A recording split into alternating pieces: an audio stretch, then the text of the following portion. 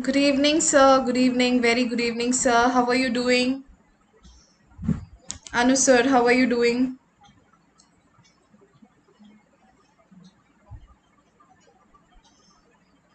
Yes, people join fast. I could see only one participant who has joined. Yes, everyone, please respond. All those who have joined, kindly respond so that we can start the session. And let me know, sir, if I'm audible to you. All those students who have joined right now, let me know if I'm audible, if I'm visible to you. Let me know.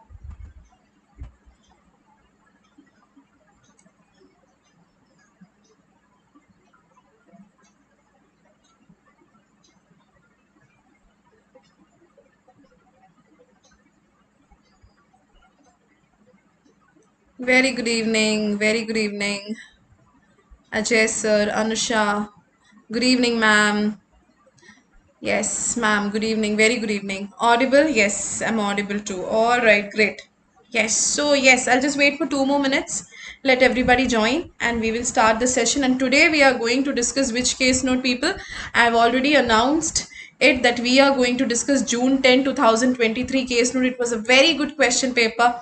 An OET aspirant must practice this kind of question paper, right? Everyone, my screen is not visible. Yes. So I'll just wait for 2 more minutes so that everybody could join. All those students who have joined, let me know if you have already taken the exam date or you're yet to take the exam date. What's your current preparation going on? Are you keeping yourself updated, right, by the current exam question, right? Do you practice writing tasks by setting the time of 30 minutes? Are you all practicing in a smart way? Please, people, all those people who are going to appear for the next exam, which is coming Saturday, June 24th. Many students have exam. So all those students who have exam coming Saturday, I request all of you to go through all the exam live sessions that I have taken in both FB and YouTube so that you get a generalized view that how the exam task looks like and what do they actually expect from us. Hello, Tessie, ma'am, how are you doing? Yes, people, how are you all doing? So I can see 14 viewers by now. So I think that is a pretty good number to start the session, right? So today, as I told you, we are going to discuss June 10, 2023 case note, right? So let's start with the case note.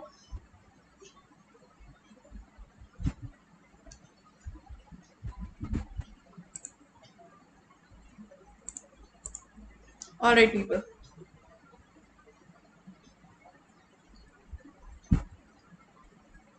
So my first screen is visible to you.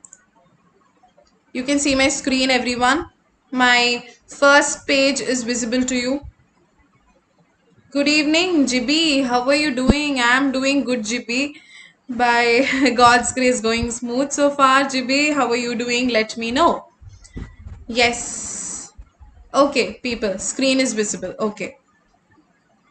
Alright, so before I talk about the case note, I should talk about the writing task first, isn't it? Okay, just a second.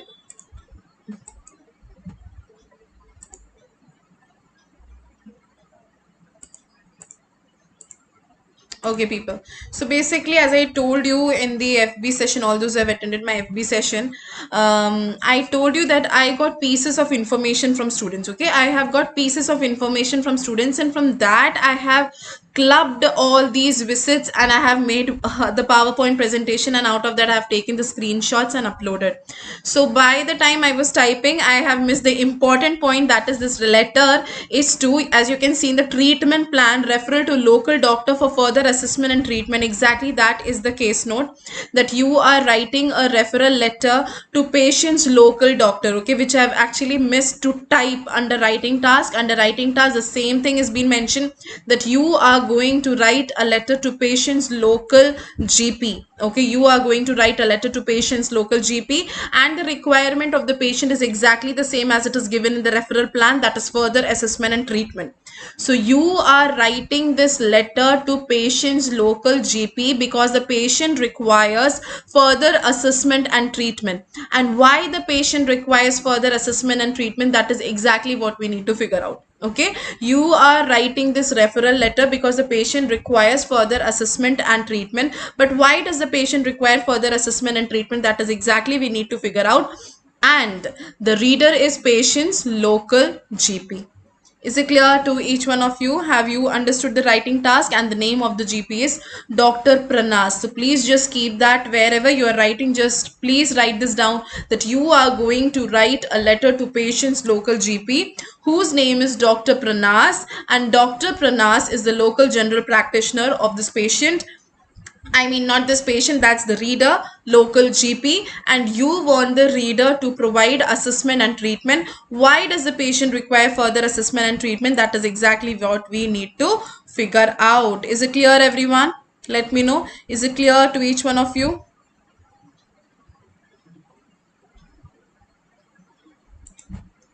Yes, people. Is it clear up till there, people?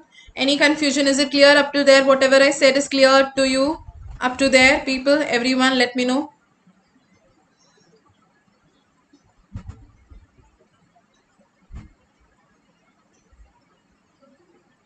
Clear, everyone? Chalo. So now let's proceed. Okay.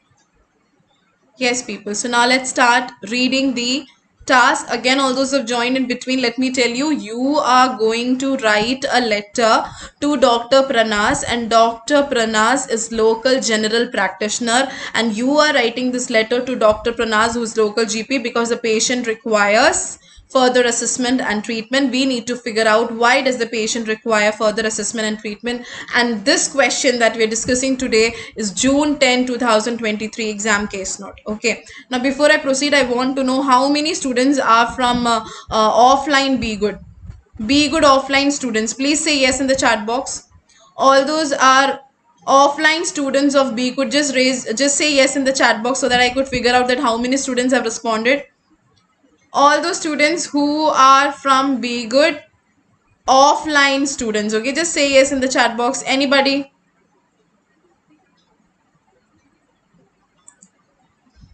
Anybody? Offline student?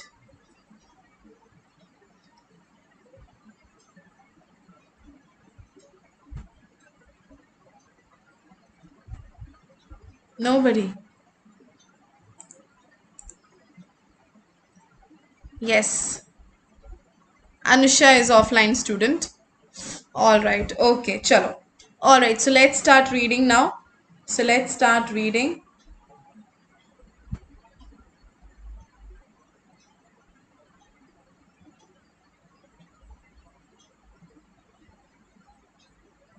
All right, people. So let's start reading. So you are a school health nurse. Ikra. All right, Ikra. Welcome, welcome, welcome. Ikra, we will discuss June 10, 2023 case note. Okay, so let's discuss. So you are a school health nurse at St. Sebastian School. Okay, so your designation is that you are a school health nurse. Okay, you are a school health nurse at St. Sebastian School. Name of the patient is Miss Kelly Paul. Okay, you are a school health nurse at St. Sebastian School, and name of the patient is Miss Kelly Paul.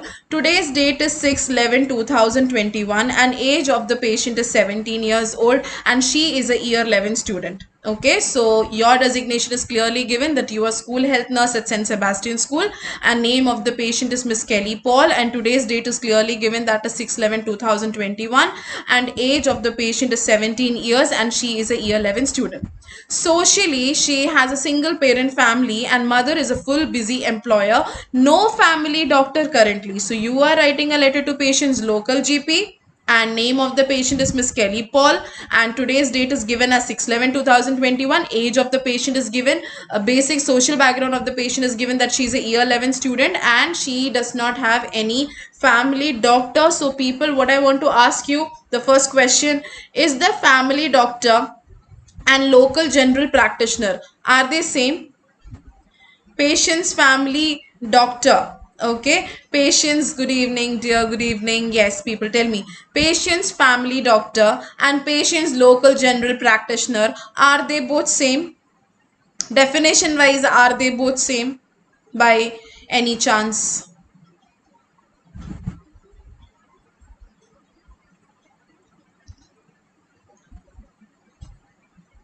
No, they have no connection at all.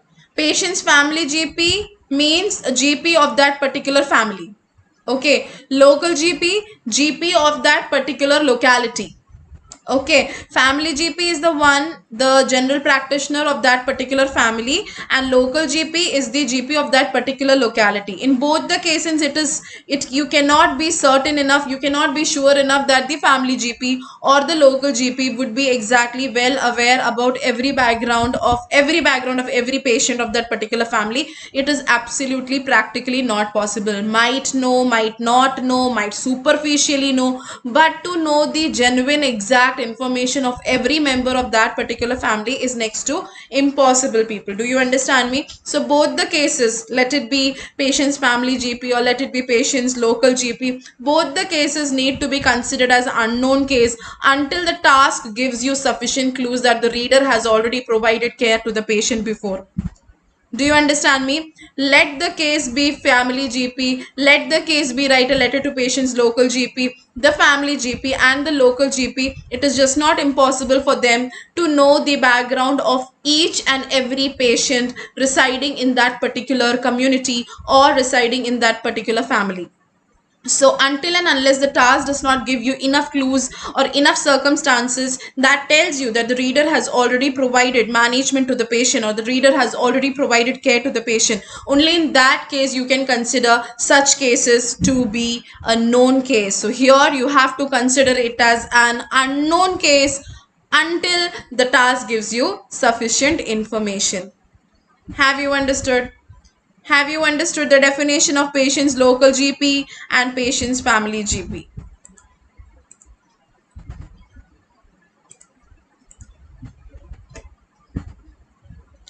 Exactly. Unless there is any clue, you cannot consider it so. Okay, so now let's move on to the next slide. So now let's move on to the next slide. We haven't gathered any such information that could, lead us to what the condition of the patient is. So as per the medical history, this patient has asthma for which this patient takes nebulization as required. This patient takes flexotide inhaler 2 puffs twice daily. She had croup at the age of 3 and broken wrist at the age of 2. She is vaccinated. She is physically active in her school programs. Presenting complaints are she has sore throat, headache, difficulty swallowing and fatigue. These are her presenting complaints. They are sore throat, headache, difficulty swallowing and fatigue. On 26/4/2021, this patient presented with the complaint of sore throat. So my first question to you here is, where did she present to? Where did she go with the complaint of sore throat? Where did she go with the complaint of sore throat, people? She had all these complaints where? Where did she report all these complaints to? Where did she report all these complaints to? School, hospital, some clinic. Where did she report with all these complaints? Exactly, to the school. We are the school health nurse, so certainly she has appeared with all these complaints to the school, right? So she presented to the school with the complaints of sore throat, headache, lymph node bilaterally palpable, vital signs were temperature 36, pulse rate 80, respiratory rate 20, blood pressure 105/72, and so for her condition paracetamol was prescribed and she was advised to take rest. Right, so this happened in the school for the first visit. Let's see what happened next. On her next visit, that is on 18/6/2021. Her next visit was 18/6/2021. She again presented to school with the same complaint, that is difficulty swallowing, sore throat, headache, and on observation this time her tonsils were enlarged. Okay, on observation her tonsils were enlarged. and her vitals this time was noted as temperature raised, heart rate 86, respiratory rate 24, and blood pressure was noted as 120/70. And she was asked to get back to home for rest, and she was advised to visit her family doctor. So while she was advised to visit the family doctor, are we talking about the same doctor, that is Dr. Pranas? Are we talking about the same doctor, that is Dr. Pranas? Family doctor and local GP, are they same? I have already explained you. I should not even be asking this question, but just that I'm asking you so that to know that if you're attentive enough. So people, we asked her to visit the family doctor. So did we ask her to visit Dr. Pranas? No, absolutely no. No, we haven't asked her to visit the we haven't asked her to visit the local GP. We have asked her to visit the family GP, and that has no connection with Dr. Pranas. That has no connection with the local GP. Okay, so then on 30/7/2021, again when she presented after few days, her tonsils were still enlarged and red in color. Her temperature still raised at this time. She has not consulted the GP. We asked her to consult her GP in the last visit. However, she has not consulted the GP. So you can see this is a contrasting statement, right? These two statements are contradictory statement. That means these two statements can be connected with the help of an opposing connector, because in spite of being advised to consult the family doctor, she did not consult the family doctor. Because she did not consult the family doctor, we, the school health nurse, informed the school principal. We informed the school principal regarding patient's family details. Okay, so because see, she presented with all these complaints in the school. Again, she has been visiting this, she presents to the school with the following complaints, which are reiterating again and again. In spite of being told to visit the family doctor, she did not. So we, being the school health nurse, what did we do? We informed the school principal. Okay, we informed the school principal regarding her details, and we wrote a letter to her mother to consult a doctor. Okay, because she did not consult the doctor, we, the school health nurse, wrote a letter to patient's mother to consult the doctor. And so on 6/11/2021, that is today, right? So on 6/11/2021, that is today, when she presented to school, she had the same complaints, which includes fatigue, headache, sore throat, difficulty swallowing, temperature still raised, it is raised to 38, tonsils are still enlarged and red, which we have already noted in the previous visits, bilaterally palpable lymph node, not seen the doctor yet because she does not have any family doctor. Okay, so she has not consulted any doctor. Her mother was advised to consult a family doctor. In spite that they have not consulted any doctor, mother is full busy, no time to see doctor. So the reason of not consulting the doctor is because her mother is too busy. So if you wish to connect the social background here, you can connect, right? Mother is a full busy employer, or mother is too busy to consult the doctor because of her busy schedule, right? So if you wish to connect that statement here, you can do that. So the diagnosis is question mark tonsillitis, question mark glandular fever. So she is suspected to have tonsillitis, she is suspected to have glandular fever. Who suspected this condition? We, the school health nurse, suspected this condition. We have suspected her to have tonsillitis and glandular fever. So as per the treatment plan, referral to local doctor, whose name is Dr. Pranas, which I haven't mentioned. Referral to local doctor for further assessment and treatment, and at the same time we want the reader to consider tonsillectomy. Have you understood, everyone? So this was exam case note. Just imagine, it's a very, very easy case note. It's an effortless case note, right? You do not even have to think about the organization, right? Is there any past medical background due to which the patient has this present condition and you have to sit and figure out what the organization would be? No. See, this patient, this school girl, has been exhibiting the same complaints from the beginning up till now, isn't it?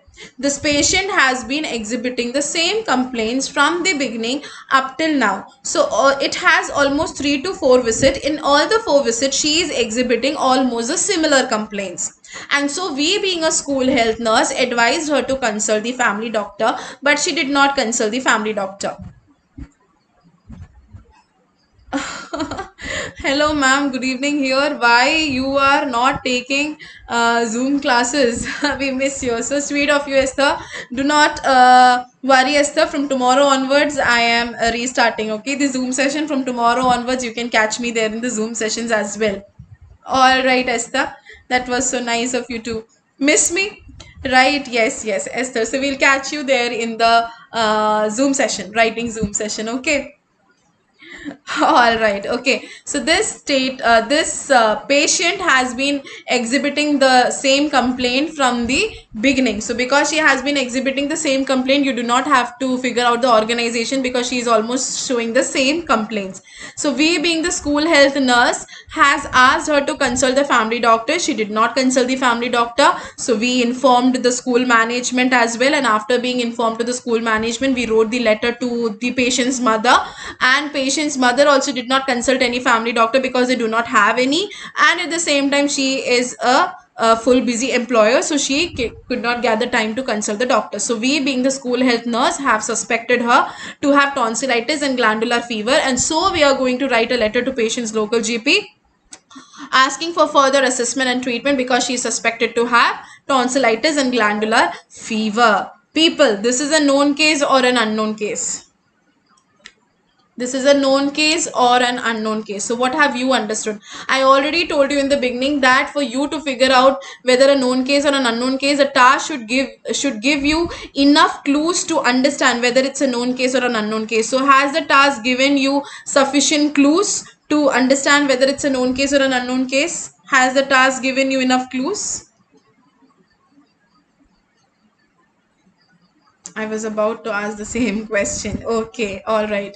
Yes, tomorrow onwards. Okay, tomorrow onwards from morning, you can catch me there in the Zoom session, people. Yes, people. So this is a known case or an unknown case?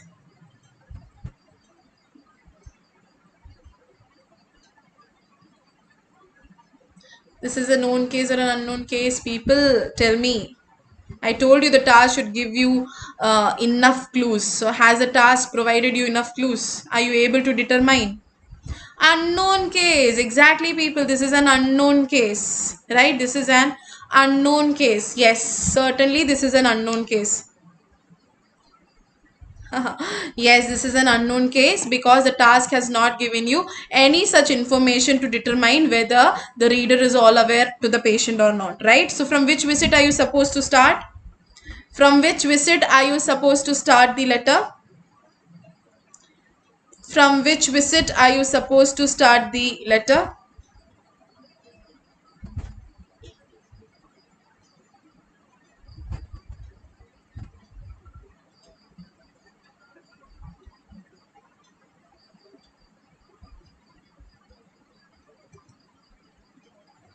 Exactly, the first visit, right? From the very first visit, you are supposed to start the letter. Exactly, from the very first visit. Okay, no doubts about that. And you do not have to think and calculate, yeah, this would be the organization, because it is the repetition of the same complaints from first visit up till today, right? So organization would be introduction, suspected with tonsillitis and glandular fever. First visit, initial visits plus subsequent visit plus today's visit. That's it, right? What should be the organization? Initial visit plus subsequent visits plus today's visit. You have to club the visits, people, because it's the same complaint reiterated again and again. Clear, everyone? Yes, so now let's slowly move on to date, address, salutation and RE, where I have added the address of the patient. People, please have a look. So date of the letter, people, they have already asked us to assume today's date as 6/11/2021, right? They have already asked us to assume 6/11/2021 as the date of the letter. So 6/11/2021 is the date of the letter. After which you would leave a line. After leaving a line, Dr. Pranas. Okay, I've already told you that that's the name of the reader. So Dr. Pranas is the name of the reader. So first line, Dr. Pranas. Second line, designation of the reader, that is local general practitioner. Third line, GPO box 777, and last line, Brisbane 4001. Always be very careful that you're not supposed to put any kind of punctuation while you write the address. Do not use any kind of punctuation while you write the address. So first line, 6/11/2021 in slash format. Dr. Pranas in the first line, local general practitioner in the second line, GPO box 777 in the third line, Brisbane 4001 in the last line. Leave a line, dear Dr. Pranas, comma, okay, dear Dr. Pranas, comma, leave a line, RE full colon Miss Kelly Paul, comma, aged 17. Clear everyone? RE full colon Miss Kelly Paul, comma, aged 17. Either you can write aged 17 or aged 17 years or 17 years old. All three ways are right, people. All the three ways are right. Clear everyone? Have you understood? Is it clear to each one of you? Is it clear? Date, address, salutation and RE is clear to each one of you?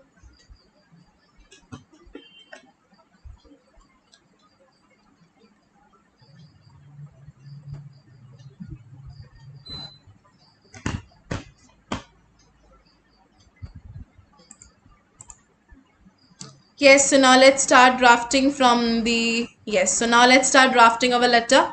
You all can see my introduction the way I have started. You can either start as I am writing, that is present continuous, or you can start it as passive voice of present continuous, that is this letter is being written. Both the ways are correct, okay? Both the ways are correct. Either you start it as I am writing to refer, or you start it as this letter is being written to refer. Both the ways are absolutely correct, people. So I am writing to refer Miss Kelly Paul who requires. Why are you adding S with require? You are adding S with require because Miss Kelly Paul is singular subject, okay? It is singular subject. Miss Kelly Paul is singular subject, so you will add S with the verb. So I am writing to refer Miss Kelly Paul who requires further assessment and treatment, full stop. She is suspected to have tonsillitis and glandular fever, okay? So I cannot write she is diagnosed with tonsillitis and glandular fever because it's not a confirmed diagnosis, it's a suspected diagnosis. And how did I land up to this word suspected? Because in the task in front of tonsillitis and glandular fever, you can see the query sign. So I have written she is suspected to have tonsillitis and glandular fever. Right, people? Now, I'm starting my first body paragraph as the basic introduction of the patient, that she is a year 11 student. Okay, because see, there will like, if I wish to write this later, I could have written later, but as you can see in the task, there is not much social background given for we to filter out that which is relevant or which is irrelevant. So the only basic fact about the patient which is given in the task is that she is a year 11 student, right? So I thought to start from that point, okay? So Miss Paul is a year 11 student, full stop. She initially presented on, in front of specific dates, you always use preposition on, okay? In front of specific dates, you always use preposition on. She initially presented on 26/04/2021 with the complaints of sore throat and headache, full stop. Either use on observation or use on examination or use on evaluation. All the three ways are right, people, okay? On observation, comma, her lymph node was bilaterally palpable and her vital signs were found in normal range except blood pressure, which was noted as 105/72 mmHg. Okay, so see, people, all the observations I have written in simple past tense because these are the points which I have noted. They cannot be remained as fact, right? So on observation, her lymph node was bilaterally palpable. Her vital signs were found. Why were found? Why not was found? Because vital signs subject plural. Because it is plural, were found, okay? And her vital signs were found in normal range except blood pressure, which was noted as because it was noted down by somebody else. So it should be written in simple past passive voice. So which was noted as 105/72 mmHg. She was commenced on paracetamol as required and was advised to take rest. She was commenced on because somebody else started paracetamol for her. She cannot start it for herself. So you cannot write she commenced, right? So you cannot write she commenced. Instead, what are you supposed to write? You are supposed to write she was commenced on paracetamol as required and was advised to take rest. Is it clear to everyone? So in the first body paragraph, I've started with my first visit, followed by the observation, followed by her vitals, and followed by the advice that was provided to her. Introduction and first body paragraph. Is it clear to each one of you? Introduction and first body paragraph. Is it clear to each one of you? Any confusion in the introduction and the first body paragraph? Let me know. Hello, Nasila. Hi. Yes, everyone. Any kind of confusion in the introduction and first body paragraph, please let me know.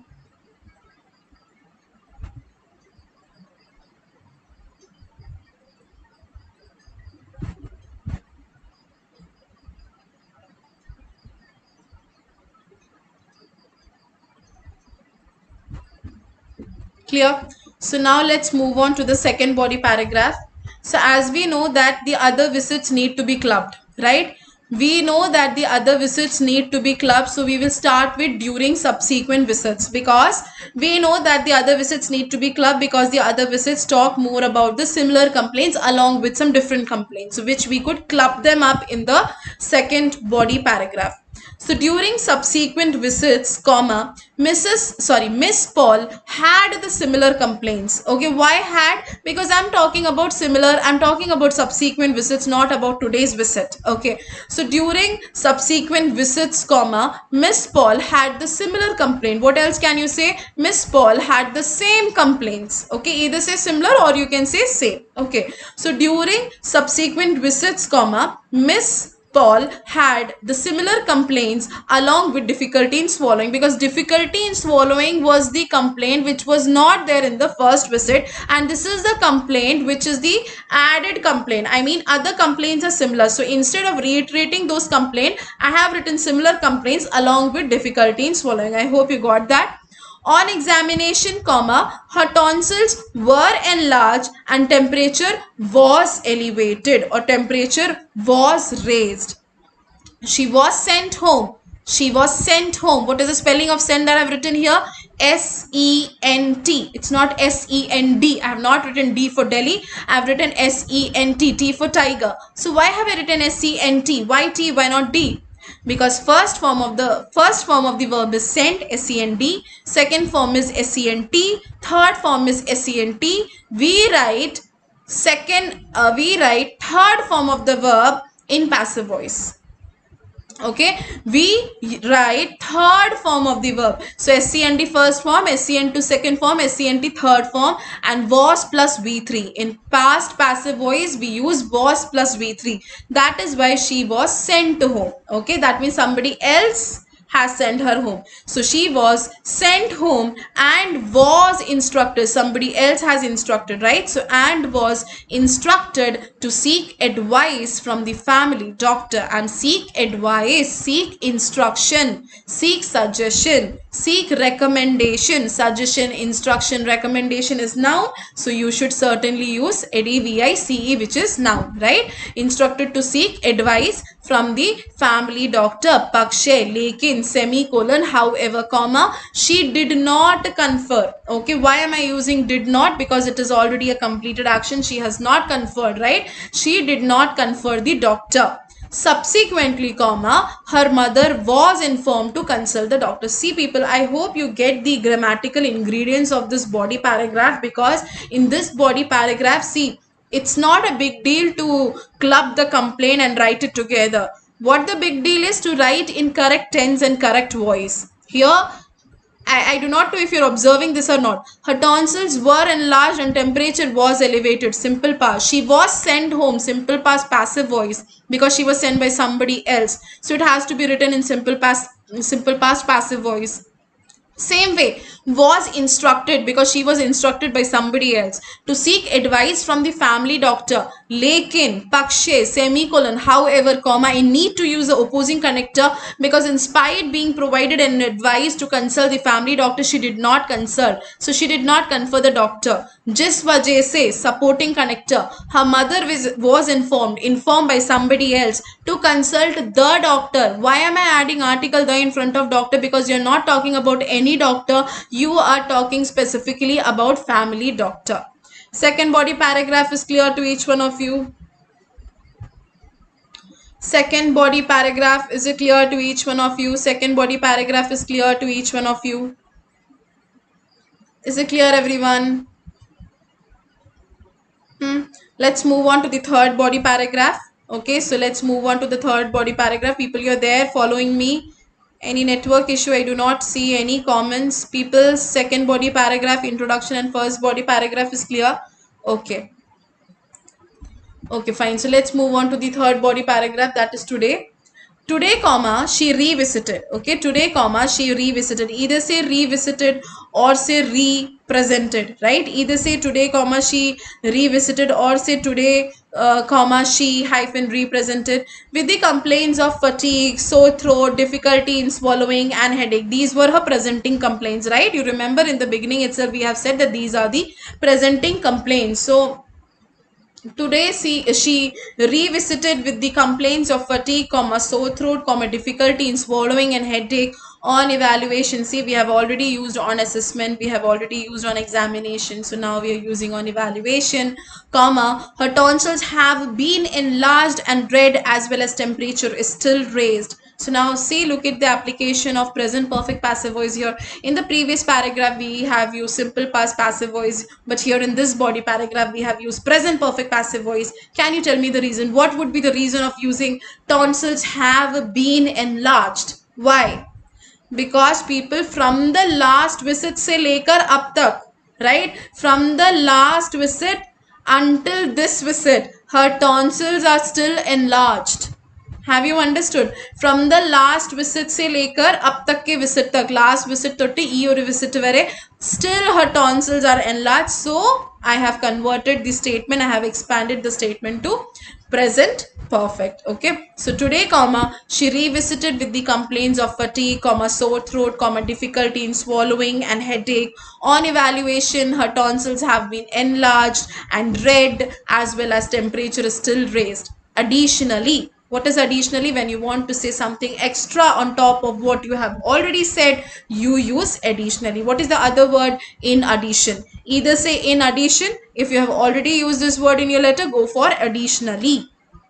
Okay. Additionally, her lymph node has been bilaterally palpable. Her mother has not consulted the family doctor due to her busy schedule. So as I told you in the beginning, I have planned to connect the social background of the mother with this statement, because she has not consulted the family doctor so far because of her busy schedule.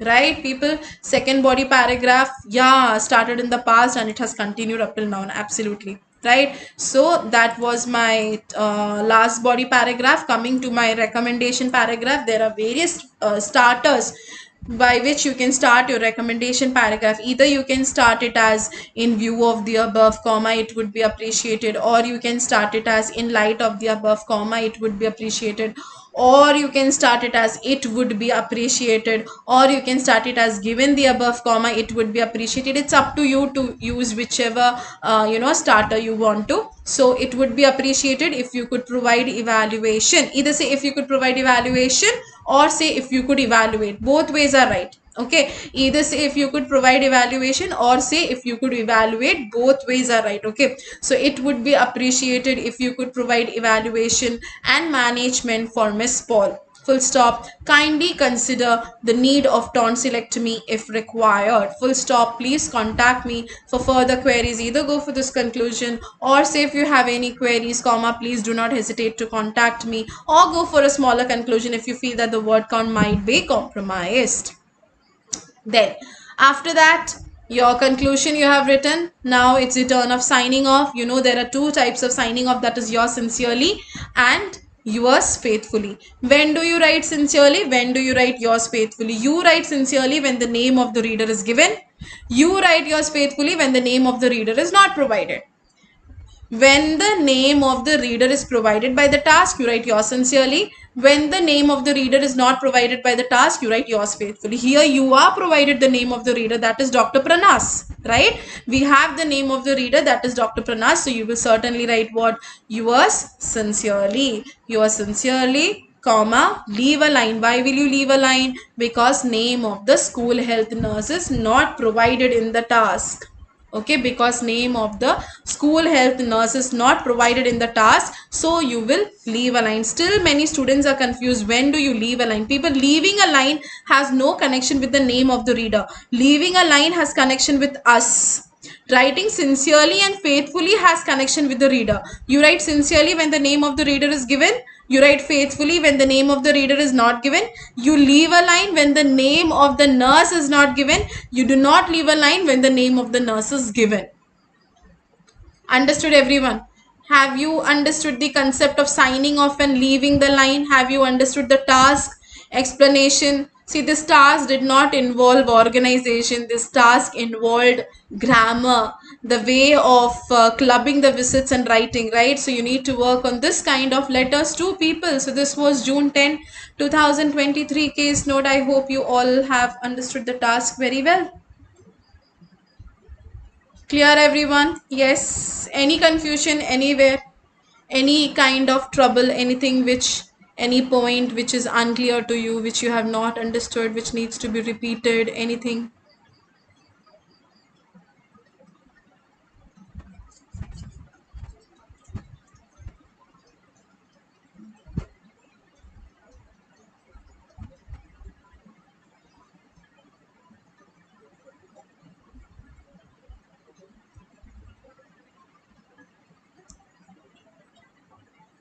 Clear, everyone? So then that is it. That is it for today, right? So all those, yeah, sure.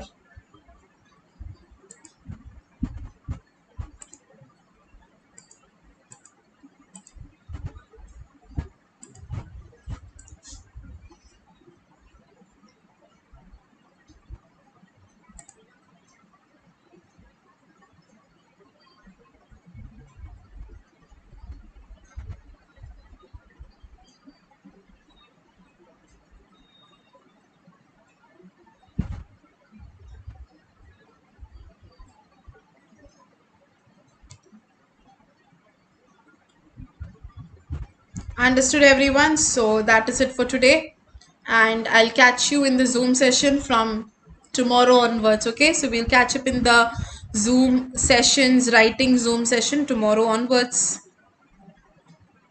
Usually we write 2 body paragraph. However, this task required 3 body paragraphs. Okay, see, there is no hard and fast rule that you should end up a letter in 3 body paragraph or you should end up a letter in 2 body paragraph. It depends. If you are able to, concise this letter in 2 body paragraphs, that in fact would be a great decision. Okay, so it does not matter. Maximum 3 body paragraphs, not more than that, because more than that would certainly compromise your word count, isn't it? Thank you, GB. Thank you. Thank you. I'm so elated to see that. Thank you, Sophie. So thank you, everyone. So that was an exam case note. I again want to thank each student who has helped me to gather minute information about June 10, 2023 case note, due to which I am able to take a live session, due to which all the OET aspirants who are attending right now could witness this question paper. So it is only possible because of those students who have appeared for the exam and took out time to discuss each and every minute detail of the task. All right, people. So thank you, everyone. We'll catch you tomorrow with the Zoom session, writing Zoom session at 8 a.m. in the morning. So that is all for today. Thank you, everyone. Bye-bye. Good night. Thank you, people. Bye-bye.